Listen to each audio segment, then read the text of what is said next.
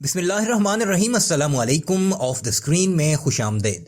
सामने क्रम अब से कुछ देर पहले सुप्रीम कोर्ट के अज़हुद नोटिस का फैसला सामने आया है और इमरान खान के लिए या ये कहा जाए कि पाकिस्तान तहरीक इंसाफ के लिए एक बड़ा झटका सामने आया है। 5-0 से ये वर्डिक्ट सामने आया है जिसमें वो तमाम फैसले जो 3 अप्रैल को पाकिस्तान तहरीक इंसाफ की गवर्नमेंट की तरफ से किए गए थे उन सबको गैर आईनी करार देते हुए कलअदम करार दिया गया है। पहले ये स्पेकुलेशंस की जा रही थी कि चूंकि चीफ इलेक्शन कमिश्नर को सुप्रीम कोर्ट ने तलब किया है और उनसे मशावरत की गई है, लेकिन चीफ इलेक्शन कमिश्नर ने यह कहा है कि इतनी जल्दी इलेक्शंस मुमकिन नहीं, 7 से 8 माह इसमें दरकार होंगे क्योंकि नई हल्का बंदियां करनी है। इस पर चीफ जस्टिस ने अब बाकायदा फैसला देते हुए 5-0 से ये वर्डिक्ट सुनाया है कि डिप्टी स्पीकर नेशनल असेंबली की रूलिंग गैर आईनी थी और अगर स्पीकर की रूलिंग गैर आईनी थी तो तहरीक अदम एतमाद उसी तरह बरकरार रहेगी। अगर तहरीक अदम एतमाद बरकरार है तो प्राइम मिनिस्टर किसी भी तौर पर असम्बलियां तोड़ने का फैसला नहीं कर सकते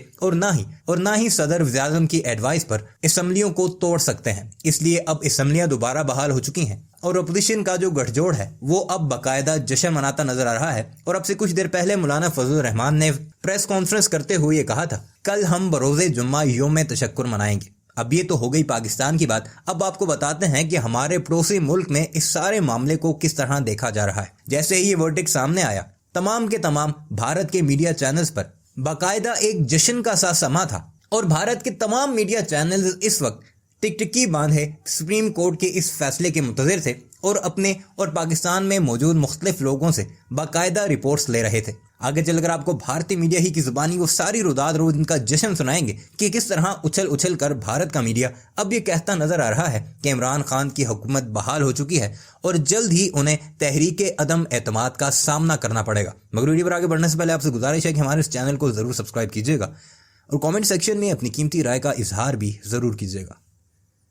प्रस्ताव का सामना करना चाहिए। ये पाकिस्तान की सर्वोच्च अदालत, पाकिस्तान की सुप्रीम कोर्ट यानी सुप्रीम फैसले में इमरान खान नियाजी के लिए ये बड़ा झटका है, जिसमें एक तो ये कि जो डिप्टी स्पीकर का फैसला है उसे असंवैधानिक बताया गया है, उसे गैर कानूनी करार दिया गया है। डिप्टी स्पीकर ने, आपको याद होगा, नो कॉन्फिडेंस मोशन को रद्द कर दिया था। ये दलील दी गई थी कि विदेशी ताकतों के हवाले से ये कोशिश की जा रही है देश को डिस्टेबलाइज करने की, और उसके बाद इसे रद्द कर दिया गया था। और देखिए, पाकिस्तान की नेशनल असेंबली को बहाल कर दिया गया है। नेशनल असेंबली जिसे इमरान खान नियाजी की सिफारिश पर डिसॉल्व कर दिया गया था, उसे बहाल कर दिया गया है। तो 3 बड़े अपडेट्स पाकिस्तान के सुप्रीम फैसले से जुड़े, सुप्रीम कोर्ट के फैसले से जुड़े हुए।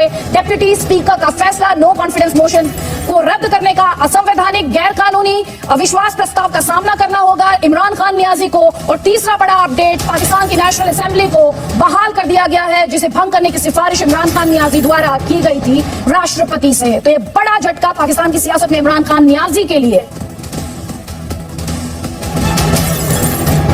और आपको ये भी बता देते हैं, 9 अप्रैल को सत्र बुलाने के लिए भी कहा गया है, तारीख भी तय कर दी गई है। 9 अप्रैल को यह सत्र बुलाना होगा, अविश्वास प्रस्ताव का सामना करना होगा। नेशनल असेंबली को बहाल कर दिया गया है जिसे डिसॉल्व करने की रिकमेंडेशन इमरान खान नियाजी द्वारा दी गई थी प्रेसिडेंट को, उसके बाद इसे डिसॉल्व किया गया था, उसे बहाल कर दिया गया है पाकिस्तान की सुप्रीम कोर्ट द्वारा।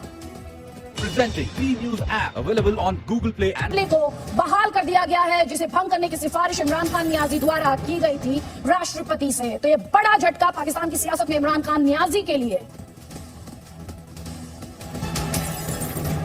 तो और आपको ये भी बता देते हैं, 9 अप्रैल को सत्र बुलाने के लिए भी कहा गया है, तारीख भी तय कर दी गई है। 9 अप्रैल को यह सत्र बुलाना होगा, अविश्वास प्रस्ताव का सामना करना होगा। नेशनल असेंबली को बहाल कर दिया गया है जिसे डिसॉल्व करने की रिकमेंडेशन इमरान खान नियाजी द्वारा दी गई थी प्रेसिडेंट को, उसके बाद इसे डिसॉल्व किया गया था, उसे बहाल कर दिया गया है पाकिस्तान की सुप्रीम कोर्ट द्वारा। presenting News app available on Google Play and App Store. Court से बड़ा झटका आप इसे कह सकते हैं क्योंकि अविश्वास प्रस्ताव कायम रहेगा, ये सुप्रीम कोर्ट कह रहा है। आपको याद होगा, अटॉर्नी जनरल ने डिप्टी स्पीकर के डिसीजन को डिफेंड करने से मना कर दिया था।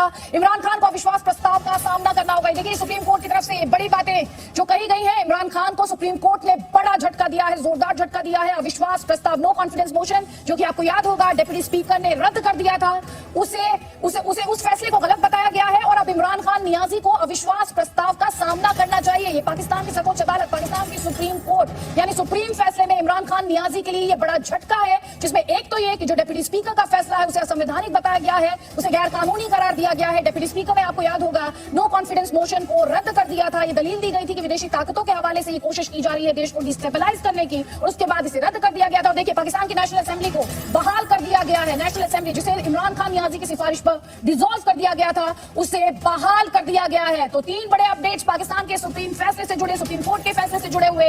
डिप्टी स्पीकर का फैसला नो कॉन्फिडेंस मोशन को रद्द करने का, असंवैधानिक, गैर कानूनी, अविश्वास प्रस्ताव का सामना करना होगा इमरान खान नियाजी को। और तीसरा बड़ा अपडेट, पाकिस्तान की नेशनल असेंबली को बहाल कर दिया गया है जिसे भंग करने की सिफारिश इमरान खान नियाजी द्वारा की गई थी राष्ट्रपति से। तो ये बड़ा झटका पाकिस्तान की सियासत में इमरान खान नियाजी के लिए।